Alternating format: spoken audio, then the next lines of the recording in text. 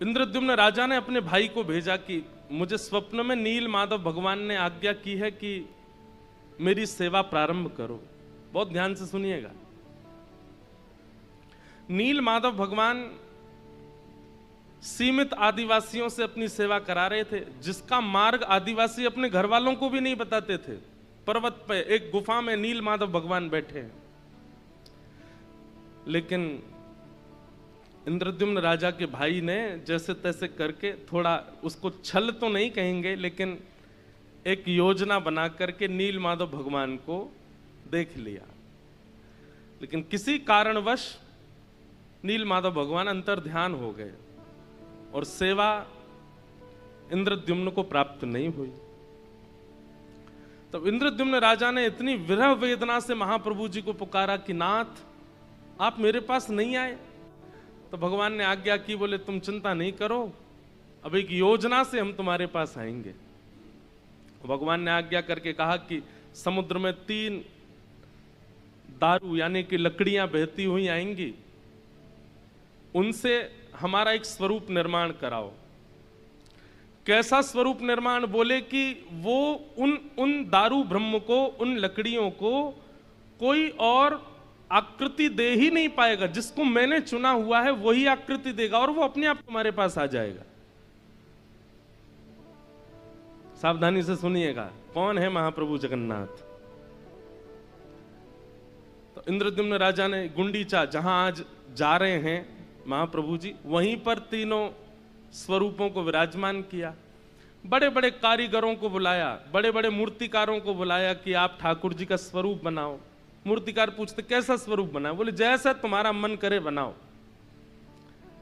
तो कहते हैं मूर्तिकार जब अपने यंत्रों को लेकर के जाते और मूर्ति बनाने की जब चेष्टा करते, तो ऐसी खन्न आवाज आती मानो जैसे ये लकड़ी नहीं, ये लोहा है। छेनी हथौड़ा टूट के गिर जाते, लेकिन किसी से भी स्वरूप निर्माण हुआ नहीं। तब विश्व के सबसे बड़े मूर्तिकार, कलाकार विश्वकर्मा, वे एक वृद्ध मूर्तिकार का रूप धारण करके आए और आकर के इंद्रद्युम्न राजा से कहा, भगवान मुझे एक बार अवसर दीजिए। तो इंद्रद्युम्न हंसने लगा। इतने बड़े बड़े कलाकार बंगाल के, उड़ीसा के, आदि आदि क्षेत्रों के सब हाथ खड़े कर गए। आप तो वयोवृद्ध हैं, आप तो शमशान में लकड़ियां बाट देख रही हैं, आप कहां जाओगे? बोले नहीं, आप एक बार मुझे अवसर दीजिए। गुंडीचा महारानी बोली, जब इतनों को अवसर दिया तो इनको भी दीजिए। राजा बोले ठीक है, आप जाइए, बनाओ, ठाकुर जी का स्वरूप बनाओ। जैसे ही आज्ञा प्रदान की तो विश्वकर्मा ही थे, उन्होंने कहा फिर मेरी बात माननी पड़ेगी। बोले क्या? बोले आप मूर्तिकार के सिर पर खड़े होके बैठते हो, देखते रहते हो कैसा बनाओगे, क्या करोगे, ये सब नहीं, मुझे एकांत दीजिए। और 21 दिनों तक आप भीतर नहीं आएंगे, मैं अकेले बैठ करके ठाकुर जी का स्वरूप बनाऊंगा। इतना उत्सुक है इंद्रद्युम्न राजा, वो कैसे छोड़ दे ठाकुर जी को अकेला। उसने कहा कि ये तो नहीं होगा, मुझे कैसे पता चले क्या चल रहा है क्या नहीं। बोले तुमको पता भी नहीं करना है भाई, मातृ गर्भ में बालक 9 महीना रहता है। अब पिता की पहले दिन ही इच्छा हो जाए मुझे तो देखना है कैसे दिख जाएगा भाई, वो तो 9 महीना में निर्माण होगा, तभी तो उसका दर्शन होगा, वो बालक है कैसा। प्रतीक्षा तो करनी पड़ेगी। और बाकी भीतर से कुछ ना कुछ आवाज तुमको आती रहेगी छेनी हथौड़ा की, उससे समझ जाना ठाकुर जी निर्माण हो रहा है। इंद्रद्युम्न राजा रोज सुबह उठ जाता और बाहर कान लगा करके बैठा रहता, और जैसे जैसे अंदर से आवाज आती खुश होता, मेरे ठाकुर जी का निर्माण हो रहा। पहले ही व्यवस्था कर दी, बाहर सजाने लग रहा नगरियों को, बड़े बड़े ब्राह्मण बुलाए, बड़े बड़े संत बुला लिए। बोले क्या बात है? बोले उत्सव होगा ठाकुर जी। कब होगा? बोले बस जैसे ही बन जाएंगे ठाकुर जी फिर उत्सव होगा। और एक दिन हुआ, अंदर से कोई आवाज नहीं आई, घबरा गया इंद्रद्युम्न, दौड़ करके खोल दिया द्वार को। तभी देखता है कि सारे जो यंत्र थे बनाने की मूर्ति वो सब नीचे पड़े हैं। और वो वृद्ध वहां है ही नहीं, दिख ही नहीं रहा है, दूर सब जगह देख लिया। और तभी सामने नजर उठा करके देखा तो जन्म वेदी, गुंडीचा में जन्म वेदी, मतलब जहां ठाकुर जी जगन्नाथ जी पहली बार प्रकट हुए, जहां आज जा रहे हैं ठाकुर जी, उसके ऊपर जैसे ही देखा तो महाप्रभु जगन्नाथ, बीच में सुभद्रा जी और इधर श्री बलराम जी महाराज।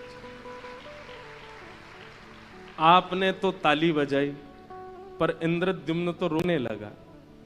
ये कैसे परमात्मा, इनके तो हाथ ही नहीं बनाए, इनका मुख ही नहीं बनाया। मैंने कैसे त्रिभंगी ठाकुर जी देखे, मैंने कैसे पौढ़ानाथ देखे, मैंने कैसे खीर चोरा गोपीनाथ देखे, ये कैसे ठाकुर जी का निर्माण।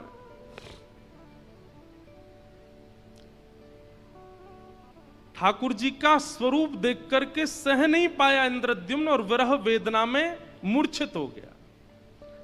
और उसी मूर्छा में महाप्रभु जगन्नाथ जी प्रकट होकर के बोले, इंद्रद्युम्न व्याकुल मत हो, ये भी मेरा एक स्वरूप है।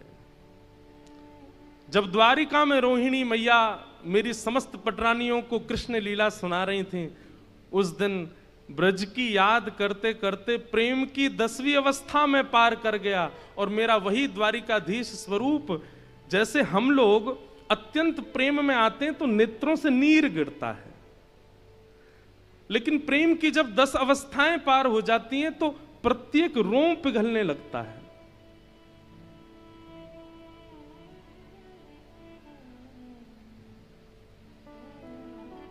प्रेम की 10 अवस्था होती हैं।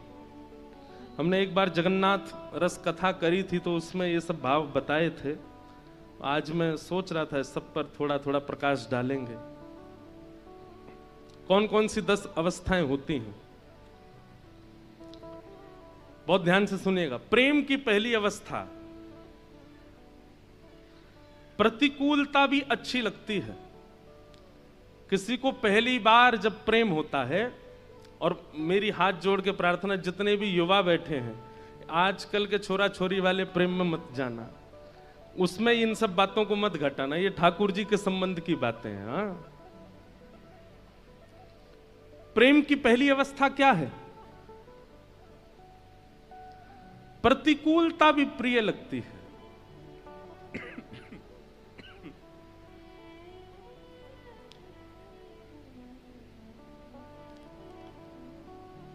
रात में एसी बंद हो गया तो भी सो रहे हैं, क्यों? प्रतिकूलता अच्छी लग रही है। रोटी के बिना भी अच्छा लग रहा है, बिना ठंडे पानी के भी मन लग रहा है। मतलब प्रतिकूल अवस्थाएं भी अच्छी लगती हैं जब प्रेम प्रारंभ होता है।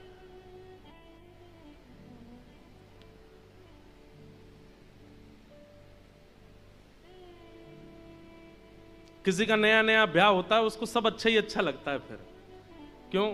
प्रेम का प्रारंभ है। कुछ समय बाद फिर नानी याद आती है। आपको ज्यादा अनुभव है, हमको तो है नहीं है। तो प्रेम का प्रारंभ जब होता है तो प्रतिकूलता अच्छी लगती है। ये प्रेम की पहली अवस्था। प्रेम की दूसरी अवस्था क्या है? प्रेम की दूसरी अवस्था में परीक्षाएं प्रारंभ होती हैं। कैसी परीक्षा? ये मुझसे प्रेम करते हैं कि नहीं, इनकी परीक्षा लेकर के देखो। ऐसे ठाकुर जी परीक्षा लेते हैं, ये इतना राधे राधे करता है, इतना राधा रमण बोलता, नहीं किसी परीक्षा लेकर के तो देखो। केवल अनुकूलता में ही मेरा नाम जपता है कि परीक्षाओं में भी मेरी स्मृति बनेगी? तो प्रेम की दूसरी अवस्था क्या होती है? परीक्षा प्रारंभ होती है। धीरे धीरे परीक्षा लेना शुरू। जिनमें परीक्षा ना हो वो प्रेम नहीं है, परीक्षा होती है। प्रेम की दूसरी अवस्था क्या है? मान, रूठना, मनाना, मुंह फुला लेना, थोड़ा समझाना। ठाकुर जी मान करते हैं। जिसने प्रेम लक्षणा भक्ति से ठाकुर जी की सेवा करी होगी, उससे ठाकुर जी रूठते भी हैं, उसे ठाकुर जी मनाते भी हैं।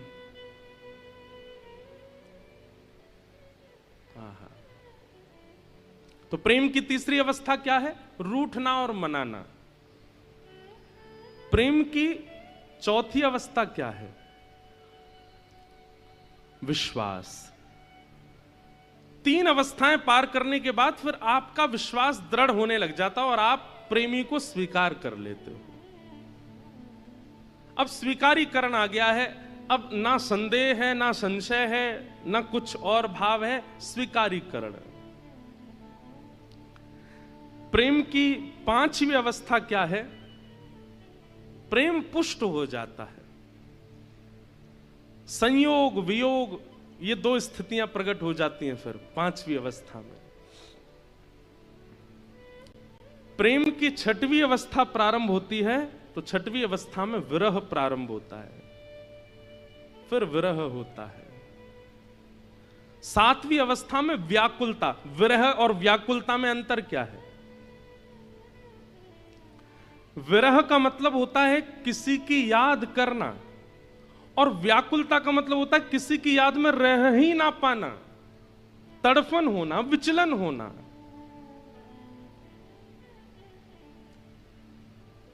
एक होता है कि मुझे जल मिल जाता, जल होता तो मैं पी लेता, थोड़ा गला ठंडा हो जाता। लेकिन एक होता है कि बस भाई अब तो जल ही चाहिए और कुछ नहीं चाहिए।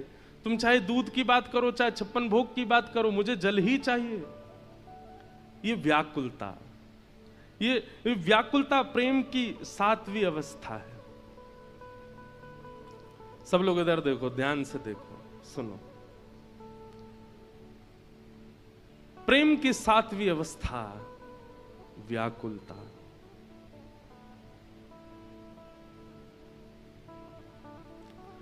प्रेम की 8वीं अवस्था क्या है? सब में प्रेमी का दर्शन होना, किसी ना किसी भाव में अपने प्रेमी को ही देखना। जित देखूं उतित श्याममयी है। अरे जैसे मीराबाई किसी श्याम वर्ण को देखती थी तो उसके पास चली जाती और देखती रहती, और श्याम वर्ण का व्यक्ति कहता, बोले भाई हमको तो दुनिया नहीं देखती, तुम हमको क्यों देख रहे हो? बोले हम तुमको नहीं देख रहे हैं, हम ये देख रहे हैं कि ठाकुर जी तुम्हारे जैसे सांवरे होंगे। किसी बालक की नटखट अवस्था को देखती मीराबाई तो उसको देख के रोने लग जाती। क्यों? बोले कन्हैया ऐसे ही नाटक करते होंगे, ऐसे ही यशोदा मैया को परेशान करते होंगे। मतलब व्यक्ति विशेष ना दिखना, व्यक्ति की सुंदरता ना दिखना, व्यक्ति के गुण अवगुण ना दिखना, व्यक्ति में दिखने वाली हर स्थिति को अपने प्रेमी से जोड़ के देखना। ये ऐसे हंसता है, ऐसे ही तो वो भी हंसते हैं। ये जैसे चलता है ऐसे वो भी तो चलते हैं। ये जैसे बोलता है ऐसे वो भी तो बोलते हैं। ये प्रेम की 8वीं अवस्था। और प्रेम की 9वीं अवस्था क्या है? जड़ में भी चैतन्य की भ्रांति होना। पेड़ अभी हमें जड़ लगता है कि भाई इसमें प्राण नहीं है, ये बोलेगा नहीं, लेकिन प्रेमी व्यक्ति जब 9वीं अवस्था पार करता है तो वो पेड़ से भी वार्ता करेगा, वो पक्षियों से भी बात करेगा, वो जीव जंतु पशु पक्षियों को भी अपने जैसे बोलने वाला चैतन्य समझ के चर्चा करेगा। और प्रेम की 10वीं अवस्था क्या है? महाभाव श्री जगन्नाथ। एक एक अंग प्रेम विगलित हो जाना, पिघलने लग जाना, जैसे एक मोमबत्ती पिघल जाती है। ये प्रेम की 10 अवस्था है। हम आप सब लोग प्रेम की 2री 3री अवस्था से ऊपर नहीं जा सकते, लेकिन द्वारिकाधीश 10वीं अवस्था पार कर गए थे द्वारिका में, तब जगन्नाथ रूप प्रकट हुआ। और ये सारी बातें मैं आपको बता रहा हूं, लेकिन इंद्रद्युम्न के स्वप्न में स्वयं जगन्नाथ जी बता रहे हैं, अरे इंद्रद्युम्न, ये स्वरूप को देखकर के तुम व्याकुल मत हो, ये मेरा प्रेम विगलित स्वरूप है। ब्रजवासियों की याद में, श्री किशोरी जी की याद में, ब्रज की याद में जो मेरा स्वरूप प्रेम विगलित हुआ, वही जगन्नाथ बन के तुम्हारे पास आया है। अरे तुम सबसे बड़े भाग्यशाली हो। बहुत ध्यान से सुनिएगा हमारी बात। त्रिभंग लली राधा रमण वृंदावन में हैं, पर त्रिभंगली स्वरूप ठाकुर जी का गोलोक धाम में भी है। धनुषधारी ठाकुर जी अयोध्या में है, पर धनुषधारी ठाकुर जी साकेत में भी हैं। शंख चक्र गदा पद्मधारी ठाकुर जी दक्षिण में हैं, बद्रीनाथ में हैं, परंतु ये वैकुंठ में भी हैं। लेकिन महाप्रभु जगन्नाथ तो केवल और केवल और केवल इस धरा धरती पर है और कहीं नहीं है। ये जगन्नाथ जी का स्वरूप वैकुंठ में नहीं है, ये जगन्नाथ जी का स्वरूप गोलोक में नहीं है, ये जगन्नाथ जी का स्वरूप साकेत में नहीं है, ये केवल लीलाचल धाम में है और कहीं नहीं है। इसलिए लीलाचल धाम की इतनी महिमा है, क्योंकि देवताओं के पास भी त्रिभंग लली स्वरूप तो है, धनुषधारी स्वरूप तो है, शेषशाही स्वरूप तो है, चतुर्भुज स्वरूप तो है, पर जगन्नाथ ये तो केवल हमारे भारत में, ये वैकुंठ में भी नहीं है। और वो स्वरूप रथ यात्रा करते हैं, रथ पर आकर के निकलते हैं सभा के बीच से। और ऐसे महाराज, जैसे आज सुबह मैं देख रहा था जब महाप्रभु जी उतर के आ रहे थे अपने श्री मंदिर से, तो मेरे मन में एक भावना आई, गलती हो जाए तो क्षमा। ऐसा लग रहा था महाप्रभु जी को देख के जैसे कोई हाथी मतवाला हो गया हो और हजारों महावत उसको संभाल रहे हो, फिर भी उनके चंगुल से निकल करके अपने भक्तों के पास जाने को आतुर हो रहे हो। ऐसे महाप्रभु जी लग रहे थे, जैसे कोई हाथी मतवाला हो गया हो, अब अनकंट्रोल्ड हो गए हैं।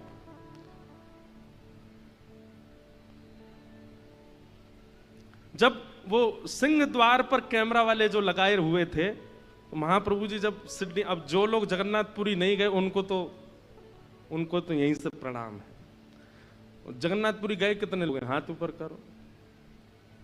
हे भगवान, 100% में से 25-30% लोग गए बस। बाकी के जितने यहां हाथ नीचे करके बैठे हैं, ये कथा पूरी करके बस योजना बनाओ कैसे भी जगन्नाथपुरी जाओ। भैया अंतिम श्वास कब आ जाए कोई पता नहीं है, उससे पहले अब सुनो, यहां से पधार करके अगर वैकुंठ चले भी गए तो जगन्नाथ जी तो वहां मिलेंगे नहीं। यहां से पधार के स्वर्ग भी चले गए तो वहां जगन्नाथ जी है ही नहीं, वो तो यहीं है। इसलिए देरी नहीं करो।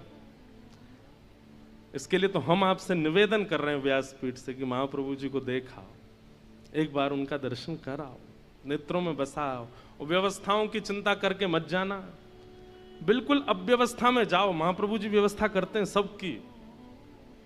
जो व्यवस्था करके जाते हैं ना, उनकी व्यवस्था उनके हाथ में होती है। और जो बिना व्यवस्था के जाते हैं, हम आपको सच बता रहे हैं, महाप्रभु जी व्यवस्था करते हैं उनकी। जाइए एक बार मिल के आ जाओ। साक्षात श्री कृष्ण यदि धराधाम पर कहीं हैं तो वो लीलाचल धाम में है, वो जगन्नाथ महाप्रभु। उनको आप कहेंगे तो क्या राधारमण जी नहीं है, तो बिहारी जी नहीं है, बद्रीनाथ भगवान नहीं है? ये भी हैं, पर इनमें श्री कृष्ण का अनुभव करने के लिए आपको बहुत पवित्र होना पड़ेगा। साधन से, नाम से, गुरु कृपा से, स्वाध्याय से, जप से, तप से, तब जाकर के इन क्षेत्रों में आप कृष्ण को अनुभव कर पाओगे। लेकिन आप जैसे हो वैसे चले जाओ, लीलाचल में जो जगन्नाथ हैं वो आपको कृष्ण ही दिखेंगे, वो वैसे ही है। उनके लिए कोई साधन करने, वो कलिकाल के ठाकुर हैं। कलयुग में जो सबसे ज्यादा सारे उसने दुर्गुण अपना रखे हो, वो भी आ जाओ, महाप्रभु जी उसको भी गले लगाते हैं। आप जैसे समय मिले, जितने लोगों ने हाथ नहीं खड़े किए सब जाना। हम तो यहां से कथा पूरी करते ही जा रहे हैं जगन्नाथपुरी। 2-3 दिन मिल रहे हैं हमको, बीच में सीधे जाएंगे ठाकुर जी की पहुंडी यात्रा और गुंडीचा मंदिर में ठाकुर जी का दर्शन करके फिर आएंगे वृंदावन गुरु पूर्णिमा उत्सव। तो भगवान ने इंद्रद्युम्न को आज्ञा की, बोले अरे पगले, तू पागल, तू क्या मूर्छित होके गिर गया? ये स्वरूप केवल तेरे पास है, ये वैकुंठ में भी नहीं है।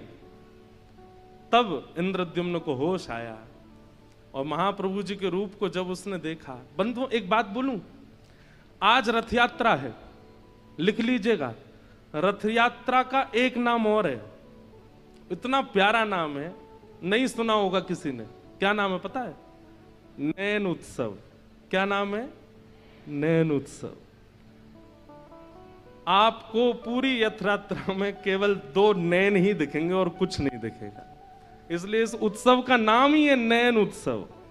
महाप्रभु जी के आपको किलोमीटरों दूर से भी रथ को देखेंगे और रथ के भीतर जब झांक के देखेंगे तो पंडा पुजारियों के मुंड दिख रहे होंगे, किसी के शरीर दिख रहे होंगे, पर आपको महाप्रभु जी दिखें चाहे नहीं दे, नैन जरूर दिख जाएंगे। इसलिए इस उत्सव का नाम है नैन उत्सव।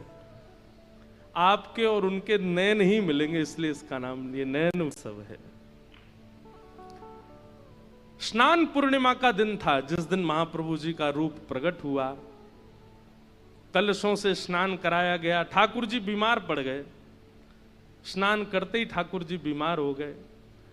फिर उसके बाद कुछ दिन तक ठाकुर जी चिकित्सा लेते हैं और फिर आज द्वितीया के दिन महाप्रभु जी रथ में विराजमान होके गुंडीचा जाते हैं। अब इसके पीछे लीला क्या है?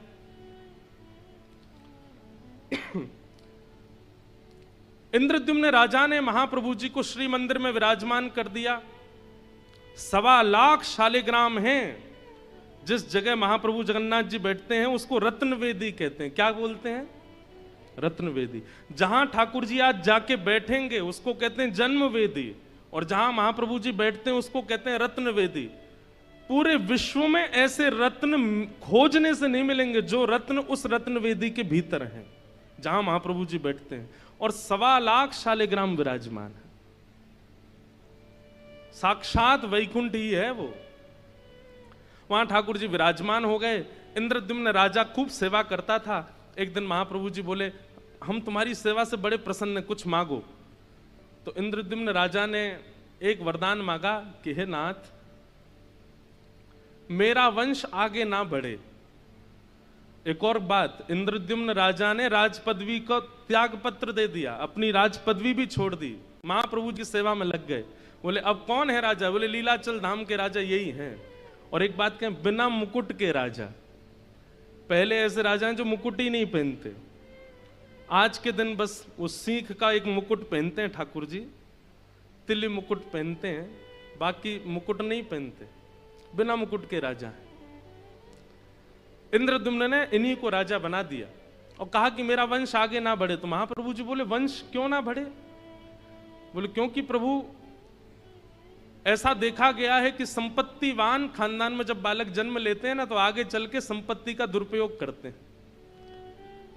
एक तो मैं वैसे ही राजा हूं, मेरी इतनी संपत्ति, ऊपर से आप भी आ गए तो और संपत्ति बढ़ेगी, कहीं बालक दुरुपयोग कर ना दें उसका। इसलिए मैं चाहता हूं बस मैं ही अंतिम रहूं। महाप्रभु जी बोले ठीक है। थोड़ी देर बाद गुंडीचा मैया आई। महाप्रभु जी ने उनसे भी कहा, बोले हम तुम दोनों से बहुत प्रसन्न हैं, हम राजा से तो मिल लिए, अब तुम बताओ तुमको क्या चाहिए? तो गुंडीचा मैया कहती एक पुत्र हो जाए, ऐसी कृपा कर दो। महाप्रभु जगन्नाथ जी बोले वाह, पति बोल के गया कि वंश ही आगे नहीं बढ़े और पत्नी कह रही एक पुत्र हो जाए। इंद्रद्युम्न राजा आ गए। महाप्रभु जी चिंता में बैठे हैं। बोले जय जय, कैसे आप इतने उदास क्यों हैं? बोले कि हम बड़ी दुविधा में हैं। तुमने कहा कि वंश आगे ना बढ़े और ये कह रही है एक पुत्र हो जाए। इंद्रद्युम्न तो नाराज हो गया गुंडीचा पे, तुमने महाप्रभु जी से संतान क्यों मांगी, संसार क्यों मांगा? महाप्रभु जी बोले तुम लोग बाद में लड़ना, पहले मेरी शंका का समाधान करो। मैं क्या करूं अब? ऐसे कैसे होगा? पति चाहता, पति नहीं चाहता, पत्नी चाहती है संतान, कैसे हम दे दें आपको? थोड़ी देर बाद महाप्रभु जी मुस्कुराने लगे। गुंडीचा मैया बोली जय जय, क्या आज्ञा है? बोले आज्ञा ये है कि अब आज से मैया हम ही आपके पुत्र हैं, आप हमें ही अपना बेटा मान लो, हम ही आपके पुत्र हैं। गुंडीचा मैया बोली आप तो भगवान बन के बैठे हो श्री मंदिर में, और बालक को तो गोद में खिलाने का सुख होता है, बालक को तो दूध पिलाने का सुख होता है, बालक के साथ खेलने का सुख होता है। महाप्रभु जी बोले मैया तो मैं बालक बन जाऊंगा, मैं साल भर यहीं बैठ कर के पर ब्रह्म बन के सबको दर्शन दूंगा, और ये आषाढ़ की द्वितीया जैसे ही प्रारंभ होगी मैं छोटा बालक बन जाऊंगा। देखना कैसे लुढ़कते हुए आऊंगा नीचे, ऐसे मटकते हुए आऊंगा, रथ पर बैठूंगा और आकर के धम्म से तुम्हारी गोद में बैठूंगा, खूब दूध पिलाना, खूब आनंद कराना, खूब खिचड़ी पवाना, और 9 दिन मैया तुम्हारी गोद में ही रहूंगा मैं। इसलिए आज ठाकुर जी बालक बन गए हैं, इसलिए बालकों की तरह झूम रहे हैं, बालकों की तरह आनंद कर रहे हैं। बंधुओं, 3.5 करोड़ तीर्थों के दर्शन करने की सामर्थ्य इस समय पृथ्वी में किसी में नहीं है। सारे तीर्थ जितने हैं पृथ्वी पर, उनके दर्शन करने की सामर्थ्य किसी मानव में नहीं है। लेकिन स्कंद पुराण में श्री वेदव्यास जी महाराज कहते हैं, गुंडीचा यात्रा के बाद जब महाप्रभु जी जन्म वेदी पर अभी जहां विराजेंगे, इन 9 दिनों के अंदर महाप्रभु जी का दर्शन यदि एक झलक भी कोई व्यक्ति पालेगा तो उसको 3.5 करोड़ तीर्थों के दर्शन का पुण्य प्राप्त हो जाएगा। ऐसे महाप्रभु। राम जी की बाल लीला सुनाते, राम जी की मधुर एक लीला हमने भी सुनाई थी। एक बार कौशल्या मैया और यशोदा मैया के दोनों लाला अदला बदली हो गई। ये लीला कोकिल साईं सीता जी को सुना रहे हैं। कैसे? बोले एक बार नित्य साकेत धाम में कौशल्या मैया के मन में आई कि मैं नंद रानी यशोदा से मिलने जाऊं, और यशोदा मैया के मन में आई कि मैं कौशल्या से मिलने जाऊं। अब दोनों के लाला लाडले छोड़ते हैं नहीं एक दूसरे को। आज जैसे ही मैयाओं ने अपने अपने लाला का श्रृंगार किया, दोनों बिल्कुल एक जैसे लग रहे हैं। और तभी दोनों मैया निकली अपने अपने भवन से। वहां यशोदा मैया के मन में आई कि मैं कौशल्या जी से मिलने जाऊंगा, और उसी समय इनके मन में भी आई है। लेकिन बीच रास्ते में दोनों माताएं मिल गई। दोनों के गोद में श्याम बैठे हैं, एक के घनश्याम, एक के रामश्याम। एक जैसे हैं बिल्कुल, आंखें भी एक जैसी, नाक भी एक जैसी, होठ भी एक जैसे, गाल भी एक जैसे, दांत भी 4 ही हैं दोनों के। बस अंतर एक है, आपको पता है, मोर पंख कभी कभी राम जी भी पहनते हैं, मोर पिच कभी कभी राम जी भी धारण करते हैं। अंतर केवल एक है, क्या?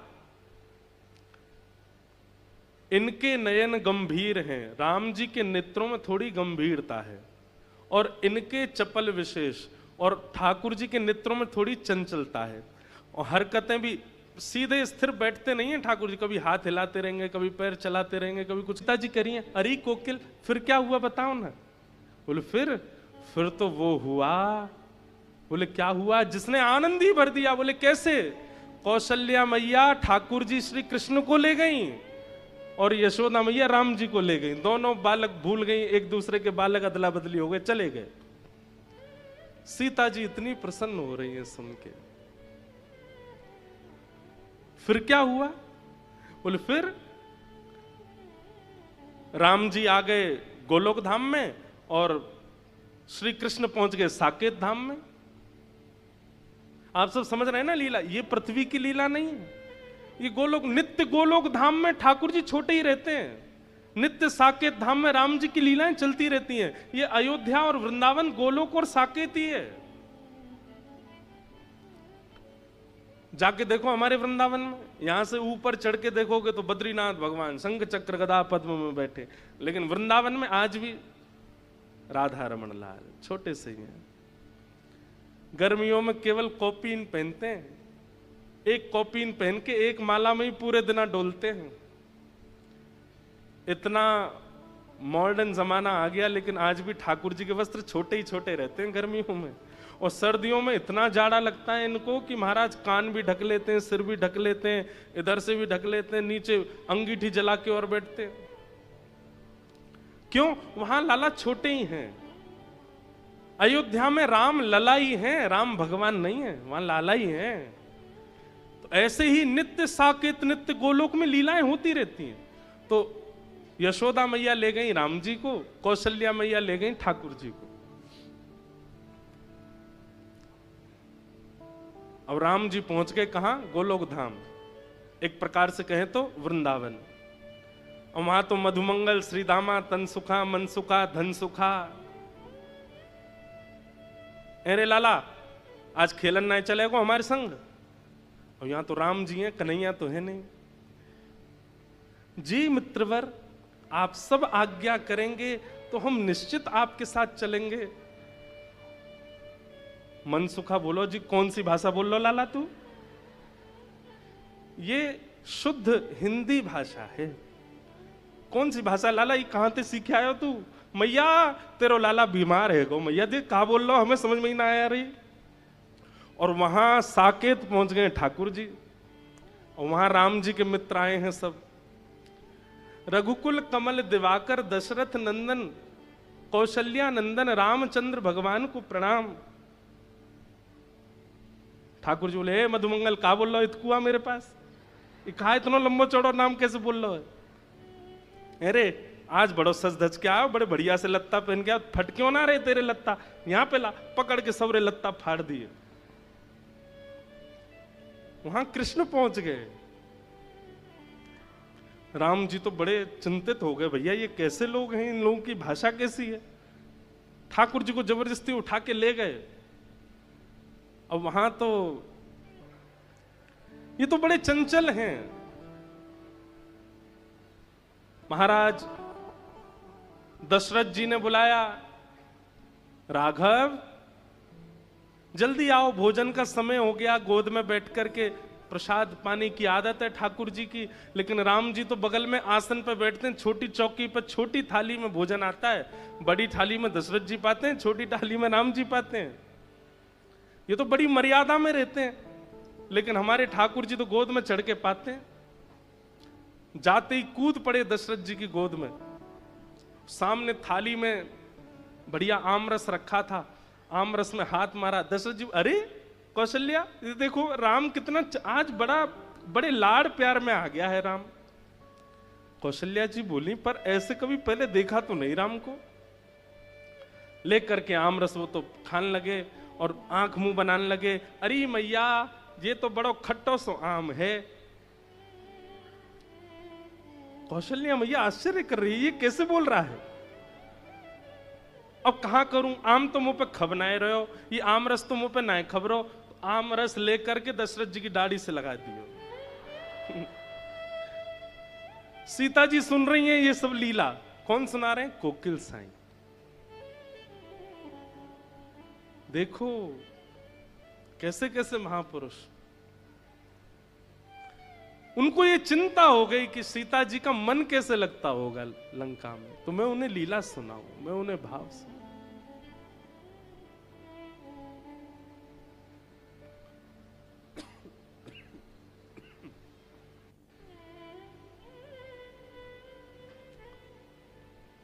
और वहां राम जी की हालत, सब्र पकड़ के ले गए उनको जमुना जी पे। अरे लाला चल, आज हमारी घुड़सवारी करवे को मन है रो, तू घोड़ा बन जा। राम जी हाथ जोड़, जी प्रिय मित्र, मैं महाराज दशरथ से कहकर के घोड़ा मंगवाता हूं। मधुमंगल सीधा बोली, लाला तेरी एक तो वाणी कछु है गयो है, हमें तो ने को उरास ना यारो। अरे कहा कह रो, कहां तो घोड़ा मंगवा, तू ही बन जा घोड़ा। राम जी को ही घोड़ा बना दिया। मधुमंगल सीधा में सब बैठ गए ऊपर, ठाकुर जी की दो चोटी बना दी। बोले ये हमारी लगाम है, चल घोड़ा टुक टुक चल। राम जी रोने लगे, हे मां कौशल्या आप कहां हो, ये मैं कहां आ गया हूं। ऐसी स्थिति बन गई। अंत तो गत्वा यशोदा मैया ने सोची, मेरो लाला ऐसो सीधो साधो कैसे है गयो। और वहां कौशल्या मैया सोच रही है, हमारा लाला इतना इतना उद्यमी कैसे हो गया। और जैसे ही दोनों के नेत्रों में गंभीरता से देखा, वहां कौशल्या मैया को, अरे ये तो यशोदा जी का लाला है। और यशोदा मैया को पता चली, अरे ये तो कौशल्या जी को लाला। गलती से आ गए घर पे, बताओ, गलती से किसी का फोन अदला बदली हो सकता है, पर्स अदला बदली हो सकता है, बच्चे अदला बदली हो सकते हैं, पर भैया ये दोनों एक से हैं, इनमें कोई अंतर नहीं। हो गए अदला बदली। दोनों मैया लालाओं को लेकर के गई, बीच मार्ग में दोनों मिल गई। कौशल्या मैया बोली, अरे बहन देखो तुम्हारो लाला मेरे संग चलो गयो। बोले हाँ आपको भी मेरे संग, लो पकड़ो अपने बंदर को, इतना ऊधम मचावे, पूरी साकेत में ऊधम करके आयो है। यशोदा मैया भी बोली, तुम भी पकड़ो अपने माटी के मठोना है, कछु करे ही ना है, हंसे ना बोले ना, बैठो रे चुपचाप। अब ये लीला सुनकर के सीता जी का कम से कम मास भर का 1 महीने का विरह दूर हो गया। सीता जी इतनी प्रसन्न है।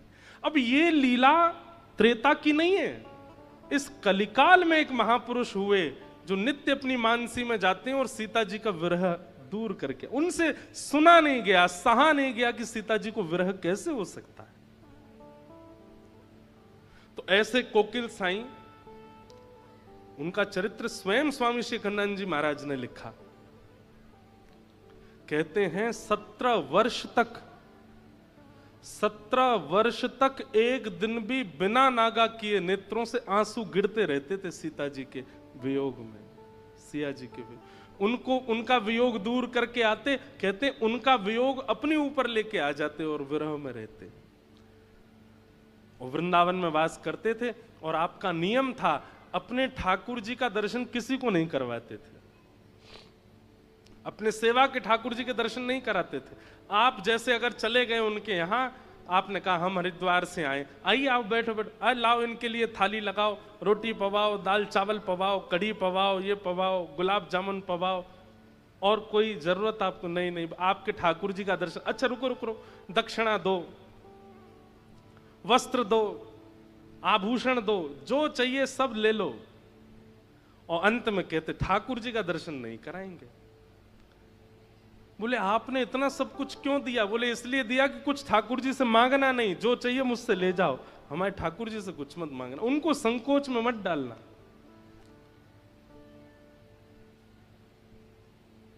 श्रीमद् भागवत ऐसे गुण का निर्माण करती है। हमारी सोच, हमारी विचार, हमारी स्थिति अगर भक्ति में उसमें परिवर्तन नहीं आता है तो कथा सुनने का कोई लाभ नहीं है। हम सुनते हैं कि श्री चैतन्य महाप्रभु गुंडीचा मार्जन कर रहे हैं, क्यों? क्योंकि उनके मन में भाव है कि महाप्रभु जी आ रहे हैं, रथ पर बैठ करके वृंदावन को सजाओ। हम सुनते हैं कि श्री कोकिल साईं अपने ठाकुर जी का दर्शन नहीं कराते, क्यों? कि कोई व्यक्ति दुनिया की याचना ना कर ले इनसे। हमारे चित्त में कौन सी भावना प्रकट होती है ठाकुर जी को लेकर? कुछ भी नहीं। और जब तक ये भावना प्रकट ना हो तब तक समझिए कि आपने कथा सुनी नहीं। कथा चित्त को एक भूतपूर्व बना देती है, आपकी विचारधाराओं को, आपकी चित्तवृत्ति को ऐसा बना देती है कि आप कुछ अलग सोचने लगते हैं, आपकी विचारधाराएं कुछ विलग हो जाती हैं।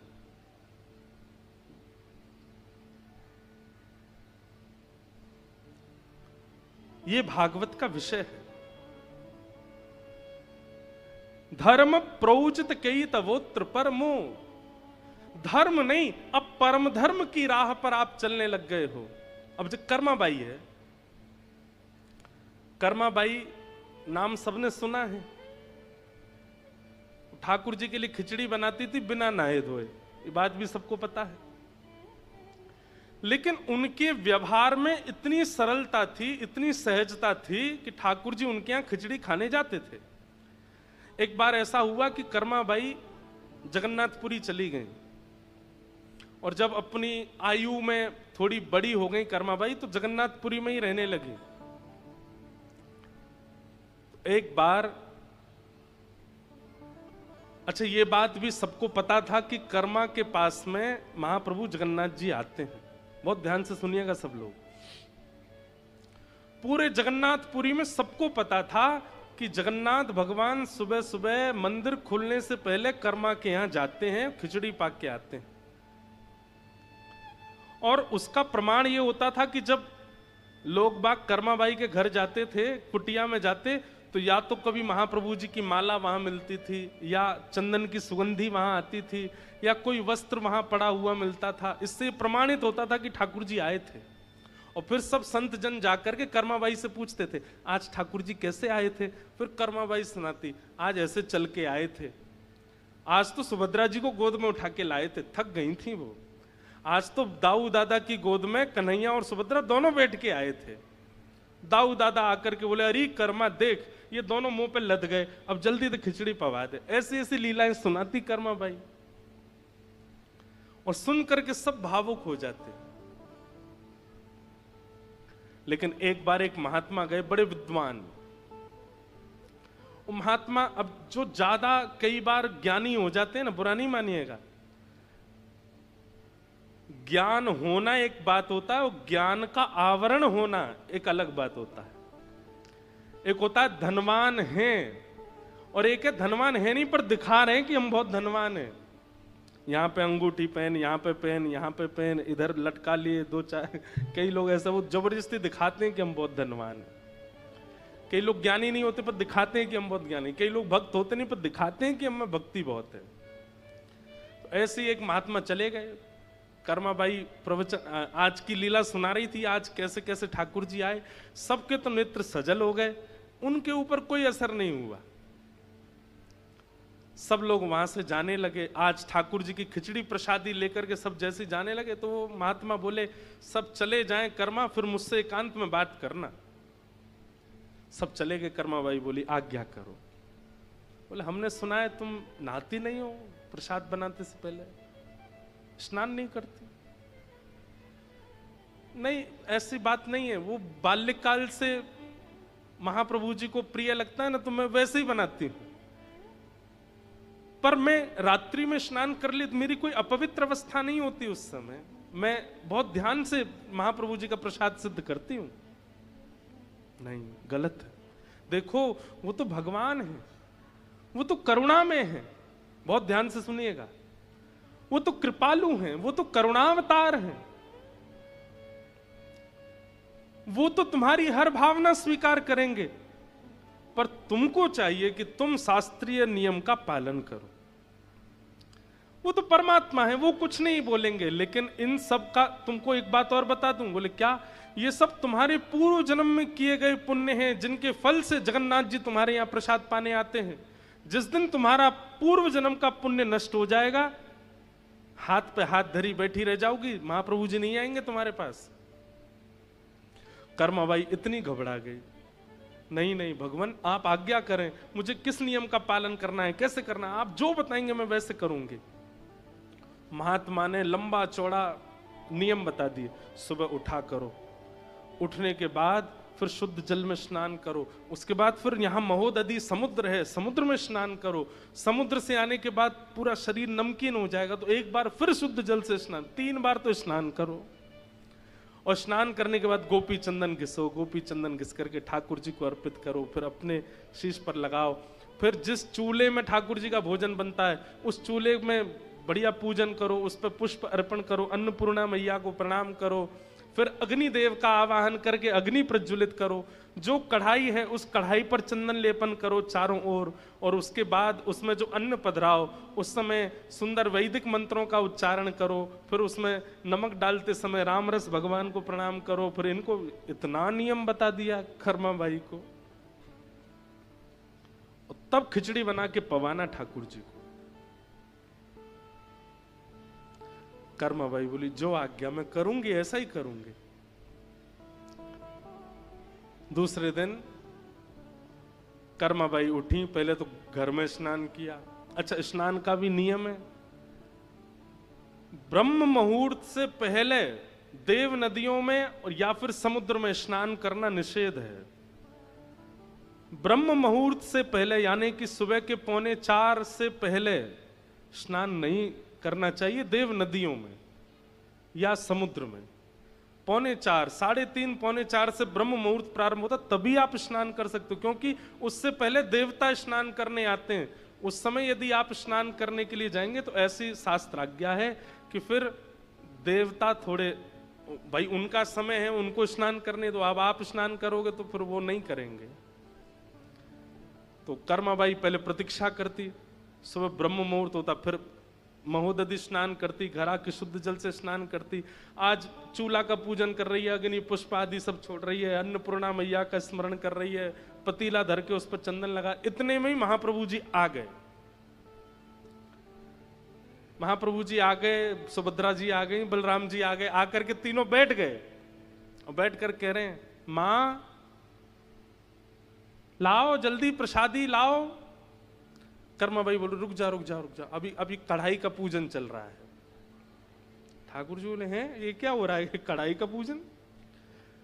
सुभद्रा जी बोली, आज देख रहे हो कर्मा के केश कढ़े हुए हैं, बढ़िया जूड़ा बनाए, आज नहा धो के बना रही है।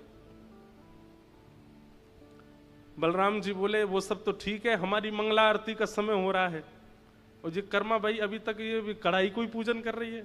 उसके बाद अब उसमें दाल भी डाले तो कोई मंत्र बोले, उसमें चावल डाले तो कोई मंत्र बोले, नमक डाले तो कोई मंत्र बोले, हल्दी आदि डाले तो भी मंत्र बोले। इसी बात के लिए ठाकुर जी बार बार बोले, जल्दी कर माँ, माँ जल्दी कर, इसीलिए उनका नाम कर्मा पड़ा। जल्दी कर माँ, माँ जल्दी कर। लेकिन ब्रह्म मुहूर्त निकल गया, ठाकुर जी की मंगला आरती का समय हो गया, और ठाकुर जी खिचड़ी आधी अधूरी पाकर के दौड़े श्री मंदिर की ओर, क्यों पुजारी द्वार खोल रहे हैं। और उस दिन ठाकुर जी ने कर्माबाई के प्रसादी को पूर्ण ग्रहण नहीं किया। कर्माबाई मंदिर गई, प्रणाम करके आई, ठाकुर जी से बोली, जय जय, आज आपने आरोगा नहीं। बोले, देख हमारी एक बात सुन, एक तो तैने आज बहुत विलंब किया, तैने बहुत समय लगाया, और दूसरी बात बुरी लगेगी, लेकिन वास्तव आज तेरी खिचड़ी में स्वाद ही नहीं था, आनंद ही नहीं आया, हमको स्वाद ही नहीं लगा बिल्कुल भी। कर्माबाई बोली, मैं तो आपके वैदिक नियमों का पालन कर रही थी, स्नान करके, ध्यान करके, समुद्र में स्नान करके, पूजन करके, अन्नपूर्णा प्रणाम ये सब करके। बोले, वो सब दुनिया करे, तू मत कर, तू जैसे करती वैसे ही कर, अगर वैसे नहीं करेगी तो हम कल से नहीं आएंगे पाने के लिए, तेरे लिए वो नियम नहीं है। तुम तो कर्मा जैसे करती हो वैसे ही करो, उसमें कोई परिवर्तन करने की आवश्यकता नहीं। कई बार सेवा पद्धतियों को देख करके कई नियम और भाव का बात कह दी जाती, पर एक बात स्पष्ट मानिए, जो बुद्धि से, स्वभाव से, व्यवहार से बहुत सहजता में आ चुके हैं, चतुराई ने जिनको छुआ तक नहीं है, यदि वो इस प्रकार से सेवा भाव रखते हैं तो उसमें दोष नहीं है। आप चतुर हो, आपके अंदर चतुराई भी है, आप दुनिया से कमाना जानते हो, दुनिया से छल करना जानते हो, अपनी व्यवस्थाएं करना जानते हो, चतुर बुद्धि में कुछ ना कुछ घूमता रहता है, आपके लिए वैदिक नियम ही करने पड़ेंगे, उसके बिना ठाकुर जी की प्राप्ति नहीं होगी। जो सहज हैं, एक बात कह दूं, जो भोंदू हैं, जो बिल्कुल सरल हैं, उनके लिए तो वो जैसे कर दें उसी से ठाकुर जी राजी होते हैं, उसी से ठाकुर जी प्रसन्न होते हैं। तो चाहे कर्माबाई हों, चाहे चेतन महाप्रभु हों, चाहे जिन जिन आचार्यों का और रसिकों का हम नाम बोल रहे हैं, ये सब हों, ये सब कौन हैं? ये धार्मिक नहीं है, ये परम धार्मिक है, परम धर्म, और ये भागवत जी ही सिखाती हैं। श्री प्रकाशानंद जी ये कौन है? हमारे श्री राधारमण लाल जी को जिन्होंने प्रकट किया, ऐसे श्री गोपाल भट्ट गोस्वामी जी के खास चाचा प्रकाशानंद जी। दक्षिण भारत में आप निवास करते थे, लेकिन अपनी विद्वत्ता के कारण काशी आ गए। बहुत ध्यान से सुनिएगा। तो एक बार दक्षिण से कोई गया था काशी, तो प्रकाशानंद जी ने पूछा, तुम कहां से आए हो? बोले, हम दक्षिण आपके घर के पड़ोस से ही आए। अच्छा, घर पे सब लोग कैसे हैं? बोले, हमारे बड़े भैया कैसे हैं? बोले, बहुत अच्छे हैं। और परिवार के सब लोग कैसे? अच्छा, बड़े भैया का जो बेटा है गोपाल भट्ट, वो कैसा है? बोले कि महाराज सब बहुत अच्छे हैं, लेकिन आपके घर में एक दुविधा हुई है। बोले, क्या? कुछ दिन पहले श्री कृष्ण चैतन्य महाप्रभु नाम के एक व्यक्ति आए थे, और आपके घर से उन्होंने वेद वेदांत सबको बंद करा दिया, केवल हरिबोल हरिबोल होता है अब तो आपके घर में। और आपका जो वो भैया का बेटा है, जो आपका भतीजा है गोपाल भट्ट, उस पर तो वो विशेष कृपा, चातुर्मास पूरा उसी पर ही कृपा करके गए हैं। ये बात सुनकर के इतनी ईर्ष्या हुई प्रकाशानंद जी को चैतन्य महाप्रभु के प्रति। बोले, ये मुझे जिस दिन मिलेगा मैं इसको अच्छे से बताऊंगा कि क्या कहते हैं, धर्म किसे कहते हैं, शास्त्र किसे कहते हैं। इतनी ईर्ष्या करने लगे उनके प्रति। जगन्नाथपुरी में सार्वभौम भट्टाचार्य जी को जब चैतन्य महाप्रभु ने अपना अनुगत्य बना लिया तो ये बात सुनकर के प्रकाशानंद जी और ज्यादा ईर्ष्यालु हो गए, क्योंकि सार्वभौम भट्टाचार्य जी तो और भी ज्यादा विद्वान हैं और चैतन्य महाप्रभु को उन्होंने अपना शिष्य बना लिया। तो प्रकाशानंद जी कहते कि इन पर कोई भक्ति नहीं है, इन पर कोई ज्ञान नहीं है, जादूगर है, ये अपने जादू से सबको अपना बना लेता है। ईर्ष्या।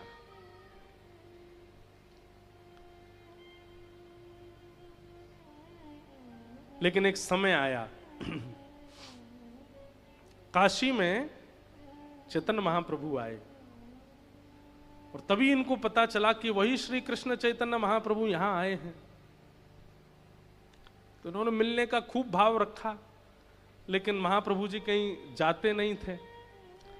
लेकिन एक बहुत बड़ी सभा हुई और उस सभा में शिष्यों ने कैसे भी करके महाप्रभु जी को बुलाया। महाराज, श्री चैतन्य महाप्रभु जैसे ही उस सभा में आए, अब कोई उस समय पे फोटो तो होते नहीं थे कि पहले से पता हो कि ये कौन है। महाप्रभु जी के रूप को देख करके, उनके नेत्रों को देख करके, उनके भाव भंगिमा को देख करके और जिस भावावेश में वो रहते थे उसको देख करके सबसे पहले नतमस्तक होने वाला उस सभा में कोई था, वो प्रकाशानंद। महाप्रभु जी आए और आकर के वहां बैठ गए जहां सबकी पादुकाएं रखी थी।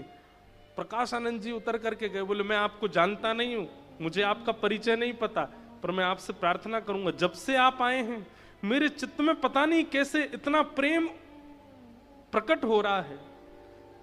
ऐसे लग रहा है कि जैसे मानो प्रेम की हिलोरें आ रही हैं, प्रेम का ज्वार भाटा मेरे चित्त में आ रहा है। आप कौन हैं वो मैं बाद में पूछूंगा, पहले मैं आपको प्रणाम कर लूं। प्रणाम किया और प्रणाम करके कहा, मंच पर चलिए, आपका स्थान नीचे नहीं है। आजकल संसार में बड़े आडंबरी लोग घूम रहे हैं, आप जैसे लोगों की आवश्यकता है संसार को, मंच पे विराजो। मंच पे ले गए और जाकर के पूछा, आपका परिचय क्या है, आप कहां से पधारे हैं, आपका नाम क्या है। महाप्रभु श्री कृष्ण चैतन्य महाप्रभु हाथ पकड़ करके प्रकाशानंद जी का जैसे ही अपना परिचय देते हैं कि सब हो गए, वही है जिससे मैं इतने सालों से ईर्ष्या कर रहा था। और उस समय नतमस्तक होकर के उन्होंने अनुगत्य स्वीकार किया। कहने का अभिप्राय क्या है, अभी लीला तो बहुत बड़ी है, पर मैंने सूक्ष्म में सुनाई है कि ईर्ष्या का नाश धाम नहीं करेगा, ईर्ष्या का नाश भगवान नहीं करेंगे। ईर्ष्या का नाश तो कोई भगवत भक्त ही कर सकता है। उसकी दृष्टि में यदि आप आ गए, उसकी दृष्टि के सन्मुख यदि आप पड़ गए और उन्होंने अगर आपको देख लिया, यदि भगवत भक्त होगा तो आपकी ईर्ष्या का नाश कर देगा। क्रोध का नाश गंगा स्नान से हो सकता है, लोभ का नाश धामवास से हो सकता है, अभिनिवेश अहंता ममता का नाश तीर्थ यात्राओं से हो सकता है, पर ईर्ष्या का नाश तो कोई भगवत भक्त ही करेगा। इसलिए मैंने कहा, अगर ईर्ष्या ज्यादा हो रही हो चित्त में और आप लोग यहां बैठ के सुन रहे हैं, किसी को अगर पता चल गया हो कि मुझ में ईर्ष्या है, आज से ही प्रणाम प्रारंभ कर दो। जो वैष्णव दिखे, जो महानुभाव दिखे, जो भक्त दिखे, उनको प्रणाम करो। हनुमान जी महाराज लंका गए और लंका में जाकर के हनुमान जी ने जैसे ही देखा कि विभीषण के द्वार पर लिखा है राम, तो हनुमान जी महाराज बोले, भैया ये माया नगरी है, हो सकता है कि हमको अपने चंगुल में फंसाने के लिए किसी ने अपने द्वार पर राम लिख दिया है, लेकिन अपने इष्ट का नाम देख करके प्रसन्न तो बहुत हुए हनुमान जी, फिर भी मन में हुई कि परीक्षा ले ली जाए, देखें तो सही कौन है। तो हनुमान जी ने एक विप्र का रूप धारण किया। मुझे लीला इतनी प्रिय लगती है, इससे इतनी बातों की सिद्धता हो जाती है इस कथा से।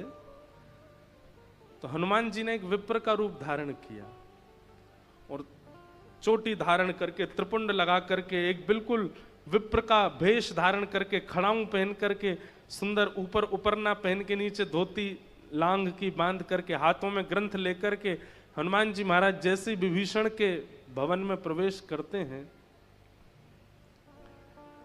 तो विभीषण जैसे ही देखता है, अब उसको हनुमान जी नहीं दिख रहे हैं, उसको कोई ब्राह्मण ही आते दिख रहे हैं, लेकिन फिर भी विभीषण इतना भावुक हो जाता है, इतनी करुणा में भर जाता है, नेत्र सजल हो जाते हैं, बार बार दंडवत प्रणाम करने लगता है, चरणों में नतमस्तक होने लगता है, दंडवत करता है, फिर उठ के देखता है, हनुमान जी के रूप को देख करके फिर प्रणाम करता है, फिर उठ के देखता है, फिर प्रणाम करता है। हनुमान जी घबरा गए कि कहीं इसको मैं दिख तो नहीं गया, ये मुझे पहचान तो नहीं गया, ये इतना प्रणाम क्यों कर रहा है। तो हनुमान जी ने कहीं जलाशय में अपना मुख देखा, बोले बानर भेष तो हमारा चला गया, ये इतना प्रणाम क्यों कर रहा है। अंत में हनुमान जी बोले, हे विभीषण, मैं तो पहली बार तुम्हारे निवास पर आया हूं, पहले मेरा तुमसे कभी मिलना हुआ नहीं, और संभवतः मैं जितना जानता हूं तुम भी मुझे पहचानते तो नहीं हो, लेकिन फिर भी तुम इतना प्रणाम कर रहे हो, इतनी करुणा में भरे आ रहे हो, तुम्हारा मुखमंडल देख करके, तुम्हारे अंग की भंगिमा देख करके ऐसा लगता है कि जाने मैं तुमसे कितने दिन का बिछड़ा हुआ तुमसे मिल रहा हूं। कोई बिछड़े हुए से जैसे भाव से मिलता तुम वैसे मुझे देख रहे हो। इसके पीछे कारण क्या है मैं जान सकता हूं। विभीषण जी बोलते हैं, मैं आपको नहीं जानता, मैं भी आपको पहली बार ही देखा हूं, मेरा आपका पूर्व कभी मिलन नहीं हुआ, पर फिर भी आपको मैं इतना प्रणाम इसलिए कर रहा हूं क्योंकि पता नहीं जब से आप मेरे सामने आए हो, जब से मेरी दृष्टि ने आपको देखा है, तब से मेरे राम मुझे और ज्यादा प्रिय लग रहे हैं, तब से मेरे राम मुझे और ज्यादा याद आ रहे हैं, मुझे राघव का इतना स्मरण हो रहा है, मैं जब जब पलक झपक रहा हूं तब तक मेरे रघुनंदन मेरे को स्मृति में आ रहे हैं। ये तब से हुआ जब से आप आए हो, इसलिए मैं आपको प्रणाम कर रहा हूं, क्योंकि आप कोई सामान्य नहीं हो, आपकी उपस्थिति राम जी की याद करा रही है, आपका मुखमंडल, आपका दर्शन मुझे राम जी की ओर और ज्यादा खींच रहा है, इसलिए मैं आपको प्रणाम कर रहा हूं। मैं नहीं जानता आप कौन हो। हनुमान जी तुरंत अपने रूप में प्रकट हो गए और तुरंत विभीषण को हृदय से लगाया, बोले विभीषण तुम वास्तविक वैष्णव हो, तुम्हारे अंदर, तुम्हारे चित्त में, तुम्हारी बुद्धि में, तुम्हारे व्यवहार में इतनी वैष्णवता आ चुकी है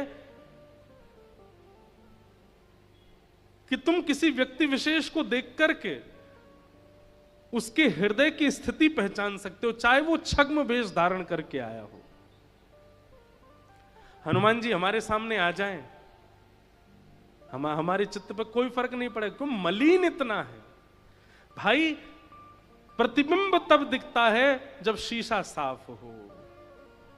हनुमान जी सन्मुख आएंगे तो हमारे चित्त में उनका प्रतिबिंब तब प्रकट होगा जब हमारा चित्त मार्जन हुआ हो, और चित्त ही इतना मलिन है, हनुमान जी क्या साक्षात राम जी आ जाए तो भी कोई फर्क नहीं पड़ेगा हम पर, क्योंकि मलिनता है। श्रीमद् भागवत क्या करती हैं, चित्त का मार्जन करके ठाकुर जी से संबंध कराती है, ठाकुर जी के योग्य बनाती है।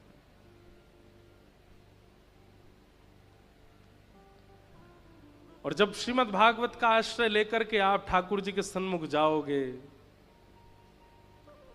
तो स्वतः मुख से निकल पड़ेंगे भाव, गिरधर छवि पे अटक्यो मेरो मन, गिरधर छवि पे अटक्यो मेरो मन, गिरधर छवि पे अटक्यो मेरो मन, गिरधर छवि पे अटक्यो मेरो मन, सजल श्याम घन वरण लीन है, सजल श्याम घन वरण लीन है, सजल श्याम घन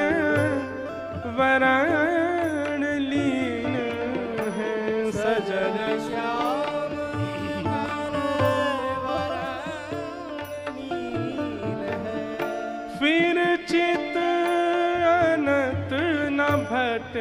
क्यों फिर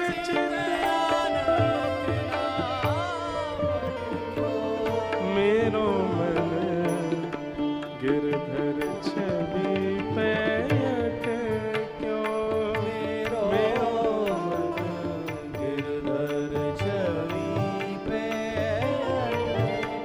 ओ मेरो मन गिरधर छवि पे क्यों मेरो मन गिरधर छवि पे एक वैश्या का भाव कृष्णदास जी गा रहे हैं। एक वैश्या जिसने जीवन भर केवल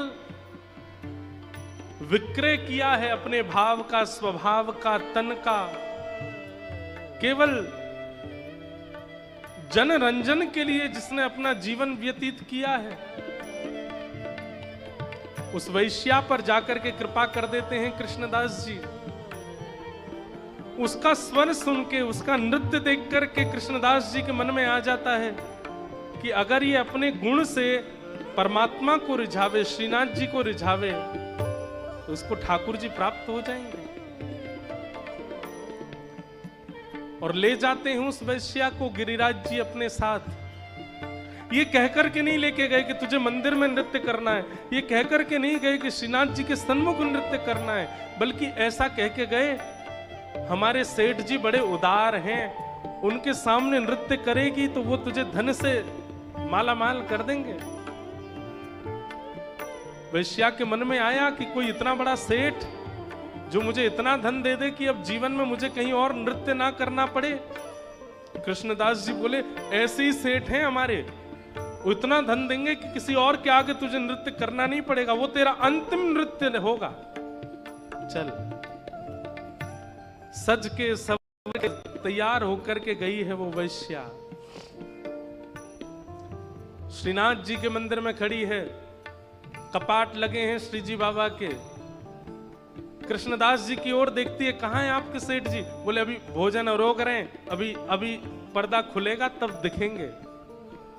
और जैसे ही पर्दा खुलता है, वह गिरधर छवि सामने, एक भुजा ऊपर, दूसरी भुजा कमर पर, नीचे नेत्र हैं, सुंदर सिर पर पाग पहनी है, गले में दोमाल धारण करी है। ऐसा अद्भुत स्वरूप देख करके वो वैश्या देखती रह गई ठाकुर जी को।